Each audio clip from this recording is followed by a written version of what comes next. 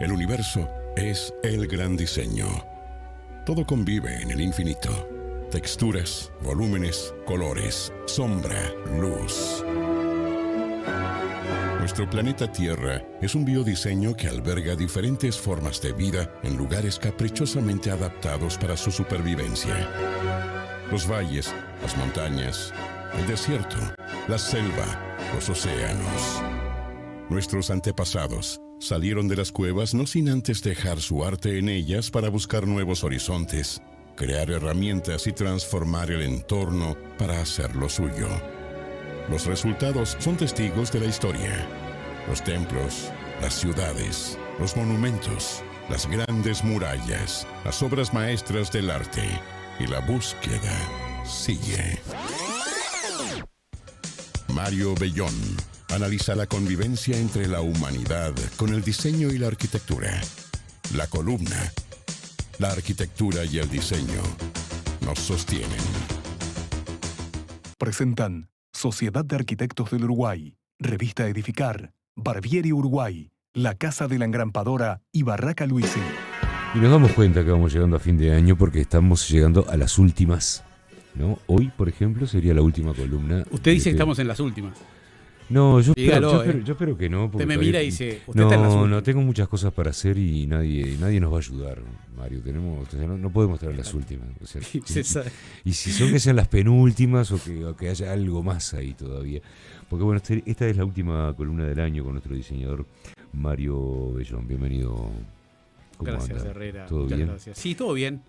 Estamos cerrando la 7ª temporada, le digo. Y vamos a arrancar la 8ª. Y vamos a arrancar. Mire usted lo que son en la numerología, ya que teníamos ahí a la señora Ferro, ¿verdad?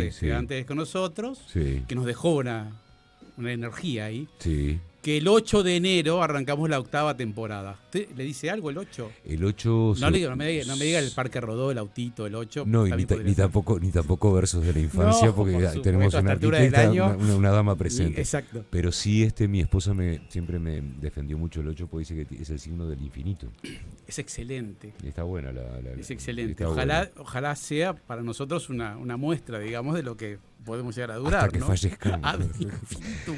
Pero hoy el título, primero que nada, la columna tiene una presentación. Vamos a ver.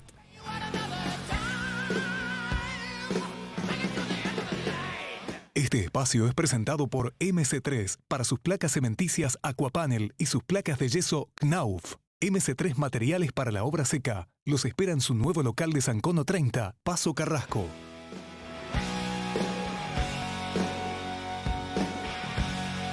Ordenamiento territorial para garantizar derechos. Vamos a conversar sobre estos temas con la arquitecta Paola Florio, directora nacional de Ordenamiento Territorial del Ministerio de Vivienda y Ordenamiento Territorial. Exactamente. Bienvenida, Paola. Bueno, un gusto recibirte. Bueno, muchas gracias. La verdad que es un tema, el tema de ordenamiento siempre está como latente, lateral, arriba de la mesa, porque siempre estamos hablando de cosas que tienen que ver con el territorio. Pero a veces no lo miramos desde ese lugar del ordenamiento y de la importancia que tiene el papel o el rol del ordenamiento. Entonces, un poco para empezar, para que el oyente entienda un poco de qué se trata, esto de ordenar el territorio. ¿De qué se trata? Bien, bueno, en primer lugar, muchas gracias por la invitación y por suerte ya está terminando el año, ¿no? Sí. Y no el infinito, como ustedes hacen referencia al 8 del 8, que puede ser preocupante. Pero nosotros porque tenemos una edad que queremos ya vivir eternamente, nada más, es por eso. Está muy bien. El ordenamiento territorial muchas veces no se entiende, ¿no? Uh-huh. Y esto, a veces uno intenta llegar a mucha de la población y tratar de transmitir la importancia que tiene el ordenamiento territorial en la cotidianidad del día a día. Y incluso cuando uno trabaja con las comunidades, intentamos acercar el ordenamiento, la mayor reflexión que uno tiene en esto siempre termina en esos encuentros con los vecinos con el problema de la alcantarilla que tienen en la puerta o de los baches que hay en la calle o del sistema de recolección de residuos. Y eso tiene mucho que ver con el ordenamiento. Claro.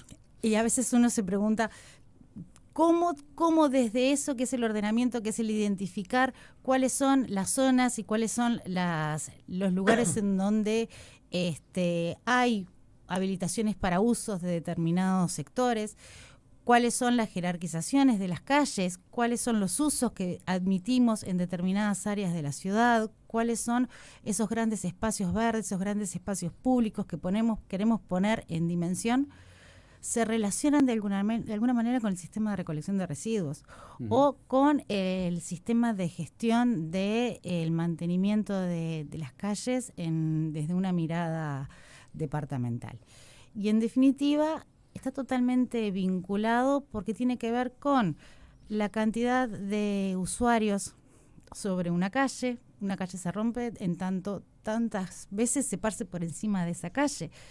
El sistema de recolección de residuos está vinculado a la cantidad o densidad de población que tenga una ciudad, y esa densidad de población está definida en el marco de un ordenamiento territorial o de un plan de ordenamiento. En dónde están instaladas las industrias o en dónde están instaladas las áreas comerciales, también forma parte de ese proceso de planificación. Entonces, a veces uno naturaliza las ciudades, pero las ciudades son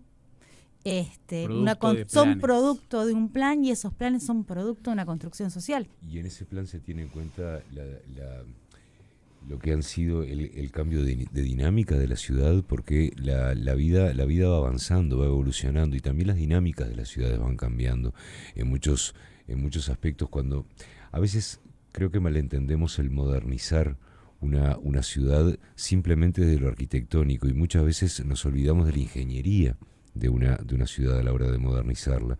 Nosotros tenemos más autos de los que había cuando se construyó esta calle sobre la que estamos. Obviamente han entrado nuevos vehículos también a jugar en el terreno. En lo que tiene que ver con el tema de la recolección de basura, tuvimos un crecimiento en los últimos años en lo que tiene que ver con personas en situación de calle, que distorsionan también la dinámica de los residuos. Lo mugrientos que somos nosotros también, porque no carguemos todas las tintas en las personas en situación de calle. Es decir, hay cambios que a veces van más rápido que lo que puede lo institucional instrumentar para poder darnos una mejor calidad de vida. Y nosotros no siempre estamos tan preparados para recibir esa calidad de vida como ciudadanos. Es verdad. Y eso que estás reflexionando es uno de los grandes desafíos que tiene la planificación territorial. La planificación territorial siempre viene corriendo de atrás a esos cambios y a esos cambios en las dinámicas sociales, que en definitiva son cambios en el uso y en el modo de habitar en las ciudades. Los procesos de planificación han ido cambiando a lo largo de la historia, y en esto que yo decía, que los procesos de planificación son una construcción social, y uno piensa en la Rambla de Montevideo, ¿no? Y desde la mirada de los principios ambientales y esos desafíos ambientales que tenemos hoy, nunca se nos hubiera ocurrido construir en el día de hoy la Rambla de Montevideo como fue construida en ese momento, ¿no? Ahora, ¿cuál era la búsqueda que se tenía? Era poder mostrar el poderío de Montevideo frente al Río de la Plata y generar ese gran frente marítimo. Hoy sería inimaginable pensar en que vamos a rellenar la bahía para construir esa rambla y traer el granito rojo de La Paz y generar esa actividad extractiva de Ciudad de La Paz para obtener ese granito rojo tan particular que solo está en la Ciudad de La Paz y que fue colocado en la Rambla de Montevideo. ¿Por qué? Porque la sociedad cambió, porque las búsquedas de los nuevos desafíos ambientales son otros. Pasamos por procesos de planificación con planes acabados, en donde tampoco la planificación daba respuesta a esas necesidades de la sociedad. Pasamos por planificaciones estratégicas, buscando cuáles son esos planes o esos proyectos estratégicos que podrán generar cambios en las áreas urbanas. Y hoy estamos en una instancia en donde tenemos un gran desafío, que es un territorio y un proceso de planificación con un montón de normas y un montón de desafíos normativos, y la necesidad de acompasar los procesos de transformación a las nuevas dinámicas sociales y territoriales que tenemos hoy como comunidad y como sociedad.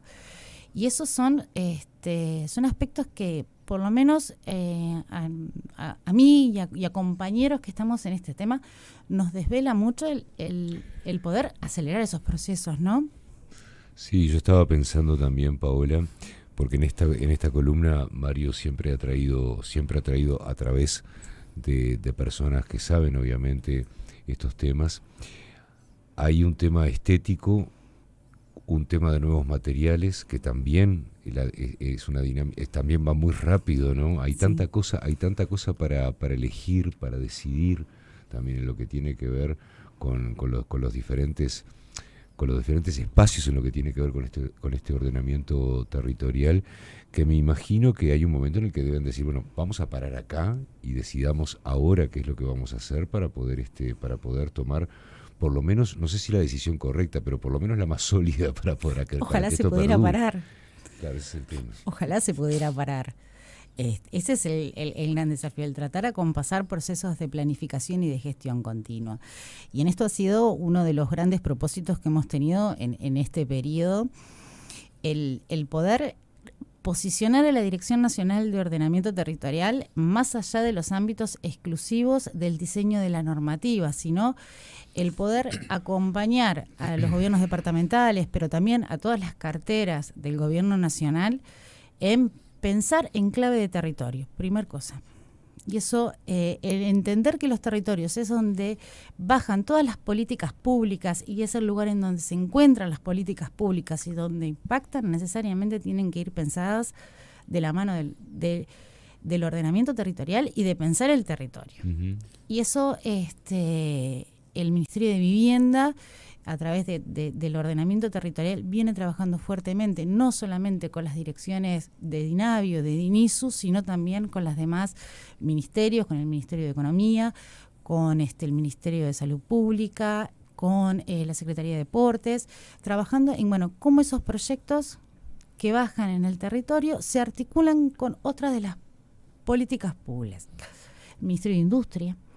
Y a veces no son solo las ciudades, son también los territorios rurales, que no son lo que queda del urbano, claro, sino que son territorios valiosísimos desde la mirada del desarrollo, desde el desarrollo sostenible del país, que hoy están recibiendo presiones mucho más grandes que las que se tenían hace muchos años y son producto de estos cambios de la sociedad, ¿no? Estamos recibiendo demandas para granjas solares, molinos,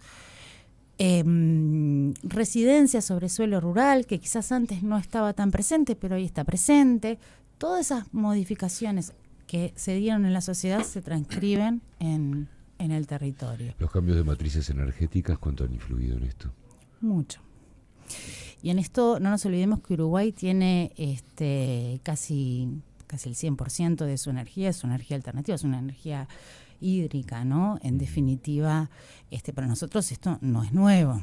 Lo que sí empiezan a aparecer, son estas búsquedas asociadas al hidrógeno verde, que empiezan a aparecer en algunos espacios del territorio. Estamos construyendo junto con el Ministerio de Industria y el Ministerio de Ambiente lo que es la hoja de ruta para el hidrógeno verde. Se está trabajando en la evaluación ambiental estratégica para ello, estamos trabajando en conjunto. En paralelo a eso y a los efectos también de adelantarnos al problema y no tratar de después buscar la solución, empezar a trabajar en el marco de los instrumentos de ordenamiento territorial nacional, en los usos preferentes para el resto del territorio y que esa manera también no solamente evite conflictos ambientales y territoriales, sino también contribuya a estos objetivos que se tienen desde el Gobierno Nacional de promover la inversión y el desarrollo, pero en el lugar adecuado, mitigando los posibles impactos, pero también asegurando los tiempos adecuados de gestión. Esa es la voluntad que está teniendo hoy el ordenamiento territorial desde una mirada articuladora y de protección del sistema, del territorio, pero por sobre todas las cosas de mejora de la calidad de vida de sus habitantes, ¿no? Hay un tema ahí que tiene que ver con el plan quinquenal, que el ordenamiento está bastante enganchado con la vivienda, o sea, está enganchado, como decís vos, un poco la idea sigue enganchando el ordenamiento con cada uno de los sectores que tienen, digamos, participación en él, ¿no? Que tienen definición sobre políticas que, como decís vos también, caen en algún territorio, en algún espacio del Uruguay. Y eso, supone también que hay una mirada sobre la segregación que tenemos a nivel social. Vos hablabas de que esto es una construcción social, y creo que la construcción social que tenemos hace ya algunas décadas es de segregación, ¿no? De concentración de pobres en una parte de la ciudad, de gente de clases medias en otras y de ricos en otras. Y eso supongo que también es un desafío, cómo neutralizar de alguna manera. Uno piensa en realidad en la gente que tiene menores recursos, que son las que están más jorobadas, digamos, y que de alguna forma esperan que la política pública le llegue, le facilite algo, le llegue. Hay una mirada también a ese lugar, digamos, esta integralidad, está mirando también esa segregación que ocurre. A ver, en esto el Plan Quinquenal de Vivienda y Hábitat, y agrego la palabra y hábitat, en este quinquenio el Plan Quinquenal se pensó no solamente desde la mirada de la vivienda, sino de la vivienda en un hábitat. Y en ese hábitat se piensa desde esta mirada, desde la mirada de la integración socioterritorial de la vivienda, pensando no solamente en el acceso a la vivienda, sino también en la permanencia. Y cuando hablamos de la permanencia de la vivienda, hablamos del acceso al trabajo, el acceso a los servicios, el acceso a la educación, acceso a la salud, acceso a un montón de aspectos que hacen a la ciudad como un espacio democrático y de construcción de ciudadanía. Eso es la permanencia de la vivienda. En definitiva, es el acceso y el poder permanecer en un lugar, asegurando los mecanismos para que esa persona pueda mantener en esa vivienda que fue adjudicada, accedida. Por otro lado, en el Plan Quinquenal de Vivienda se hace mucho énfasis en lo que es el rol del suelo con un fin social. Sabemos la importancia de generar carteras de suelo capaces de dar respuesta a las necesidades territoriales que tenemos en ámbitos con servicios, en ámbitos en donde el valor de la vivienda en un determinado puede hacer la diferencia en un grupo familiar, y que ese lugar en donde se elaboran los proyectos de desarrollo estén vinculados no solamente al entorno inmediato o al grupo del reloj o de la cooperativa, sino también a integración con otros programas que viene trabajando el Ministerio de Vivienda, y a su vez también a todos los servicios de la comunidad. Esos son aspectos que a través de los distintos programas, algunos ya se habían iniciado en el periodo 2015-2020, como fue el caso del ENASU. Retomamos el ENASU 2.0, le llamamos, y ahora justo antes de venir para acá consultaba la Intendencia de Montevideo, tienen por aprobarse ya el primer instrumento de ordenamiento territorial asociado. Expliquemos un poco qué es el ENASU para la gente. El ENASU es la Estrategia Nacional de Acceso al Suelo. Eso fue en el periodo 2015-2020. Luego quedó un poco en stand-by y ahora nosotros lo estamos retomando con una estrategia de efectiva vínculo con la gestión, es decir, enredándolo con los gobiernos departamentales, quienes son los que están en el territorio permanentemente.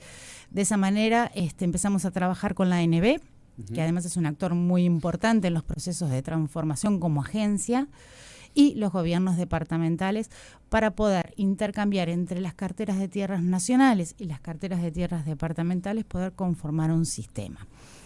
Esos aspectos vienen abordados desde el Plan Quinquenal, y se incorporó un elemento que forma parte de lo que se monitorea y lo que se eleva a Presidencia, es el monitor del sistema público de viviendas.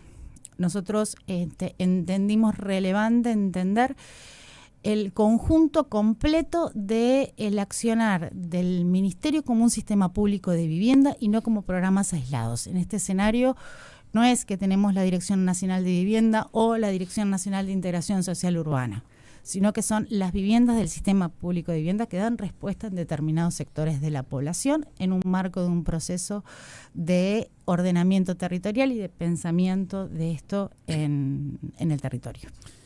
Vamos a una pequeña pausa y volvemos y seguimos conversando con Paola Florio.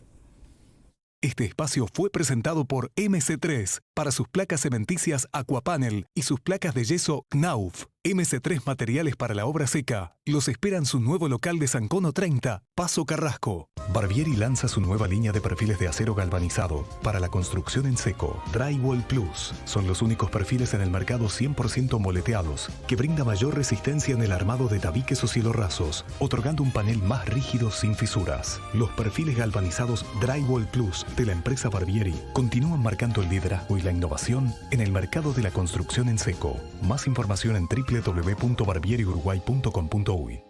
Fanacil es la primera silicona a pincel de fácil aplicación y excelentes resultados.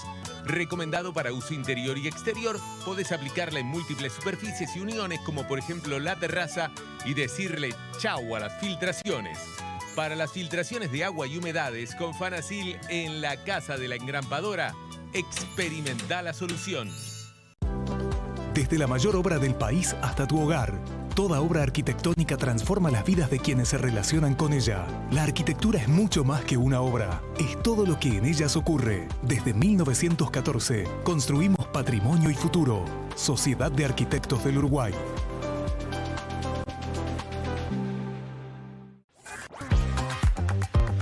La vida es eso que pasa. Mientras escuchamos Viva la Tarde. Más entretenimiento. Siempre Sarandí. Seguimos en la columna, seguimos conversando con la arquitecta Paola Florio, directora nacional de Ordenamiento Territorial del Ministerio de Vivienda y Ordenamiento Territorial. Exactamente, idem. Lo que conversabas antes de ir a la pausa, que tiene que ver con quizás con algunas tensiones. La ciudad en realidad es tensionada, siempre está tensionada, porque hay intereses, porque hay una cantidad de cosas. Y cuando hablamos del suelo y cuando hablamos de la vivienda pública, que estamos metiendo en esa bolsa una cantidad de cosas, ¿no? Estamos hablando de la vivienda de realojo, estamos hablando de la cooperativa, estamos hablando de la vivienda promovida, estamos hablando de una cantidad de cosas. Y la pregunta es ir por el lado de ¿qué papel debe jugar el ministerio en cuanto a este tema de la cartera de tierras en esta tensión que hay en la ciudad? Porque obviamente los espacios mejor servidos van a ser, digamos, más tensionados por el inmobiliario, ¿no? Por aquel lugar que puede transformar ese bien que debería ser de uso para la población en bien de cambio. ¿Cómo juega ahí el ordenamiento territorial? ¿Cómo juega la propiedad privada? ¿Cómo juega, capaz de tirando una cantidad de cosas que no da para en 5 minutos resolverlas? Pero, ¿cómo juega eso? Está tirando un montón de cosas complicadísimas. Complicadísimas. Sí. La historia del capitalismo arriba de la mesa. La historia misma de las tensiones, pero que en definitiva terminan siendo el nudo de todo esto, ¿no? A ver, claramente el suelo vale por lo que uno puede construir en él. ¿Estamos de acuerdo? Sí. Por lo tanto, y ahí empieza a jugar también los procesos de planificación y la normativa que uno le otorga a esos suelos. Cuanto más vale, más difícil es el acceso a ese suelo. Uh-huh. Por lo tanto, de esa manera también estamos expulsando de alguna manera algunas poblaciones que no están pudiendo acceder a esos suelos, que empiezan a subir el valor de acuerdo a lo que se puede producir en él o lo que produjo el suelo de enfrente. Porque a veces vale por lo que hizo otro y no lo que hizo uno. En realidad nunca el dueño del suelo hizo algo por ese suelo. Exacto. Siempre lo hizo otro. ¿Estamos todos de acuerdo en eso? Hay una plusvalía que viene justamente por el contexto en el cual ese territorio empieza a formalizarse en su crecimiento edilicio.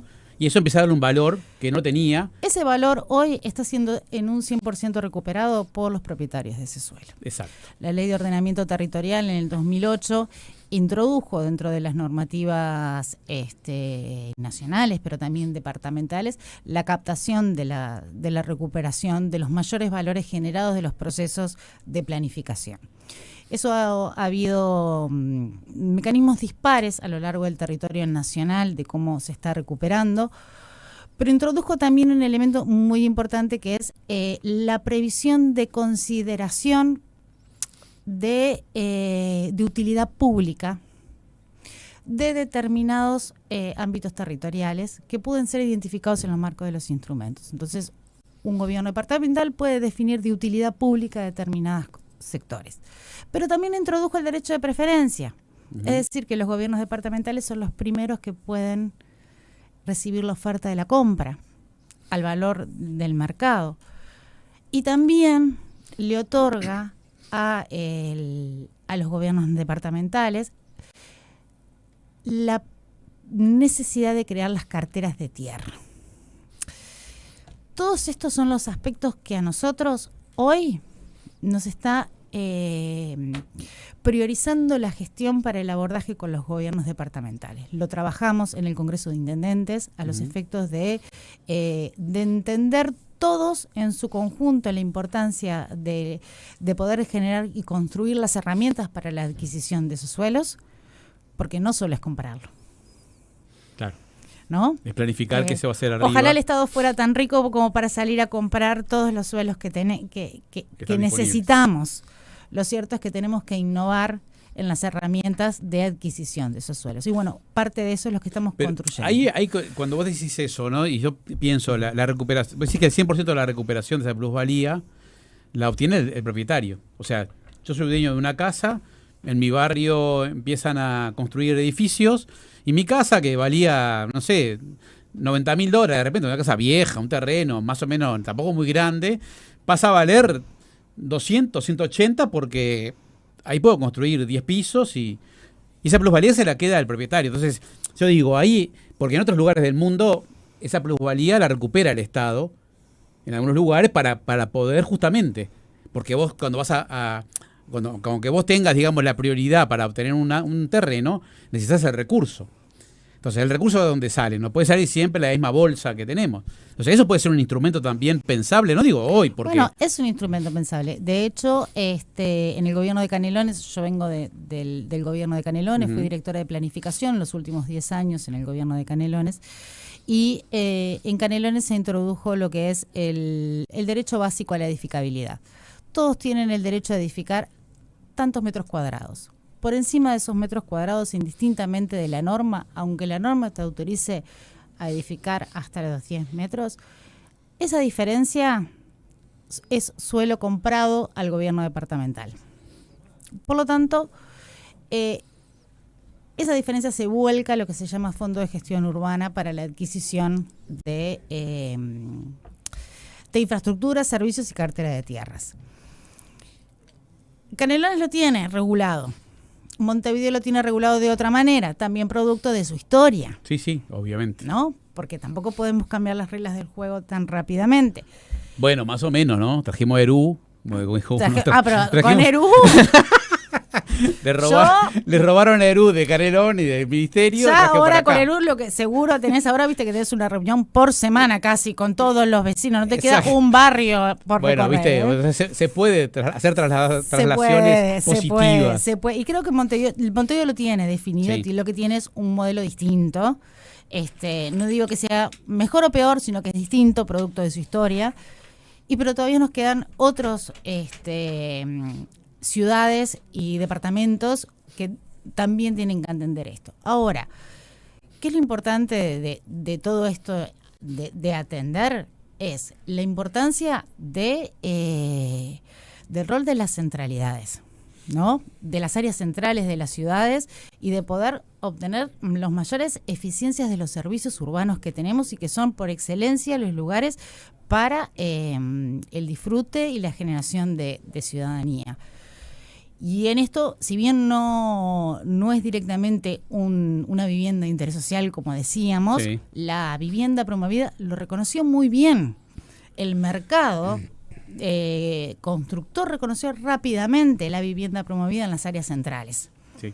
Y rápidamente apoyó y aportó en la construcción de ciudad. Y se ubica en esa reconstrucción de esas áreas urbanas, permitiendo recomponer determinadas áreas centrales. Se nos terminó el tiempo. Pero tenemos para hablar. Siempre. En enero o febrero, bueno, cuando volvamos, creo que podemos tener una segunda vuelta para seguir elaborando algunas cosas.